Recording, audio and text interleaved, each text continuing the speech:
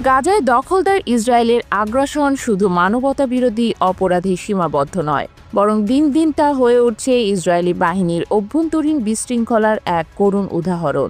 ইসরায়েলের সামরিক বাহিনীর রেডিও চ্যানেল আর্মি রেডিও নিজেই স্বীকার করেছে, গাজা অভিযানের সময় ৩১ জন ইসরায়েলি সেনা নিজেদের গুলিতে নিহত হয়েছেন। এমন বন্ধু যারা অন্ধ আগ্রাসনের নেশায় নিজের যোদ্ধাকেও চিনতে পারছে না। আর্মি রেডিওর প্রতিবেদনের বরাতে মিডল ইস্ট মনিটর জানায়, ২০২৩ সালের অক্টোবর থেকে শুরু হওয়া স্থল অভিযানে অন্তত ৭২ জন সেনা অপারেশনাল দুর্ঘটনায় নিহত হয়েছে। এর মধ্যে ২৩ জন নিহত হয়েছেন গোলাবারুদের ভুল ব্যবহারে, ৭ জন পিষ্ট হয়েছে নিজ বাহিনীর ট্যাঙ্কের নিচে, ৬ জন গুলিতে মারা গেছেন, তবে কে চালিয়েছে গুলি তাও অজানা। এই হতাহতের পরিসংখ্যান শুধু যুদ্ধক্ষেত্রের অব্যবস্থাপনার প্রমাণ নয়, বরং একটি বিভ্রান্ত, হতাশ ও নেতৃত্বহীন বাহিনীর মুখোশ উন্মোচন করে।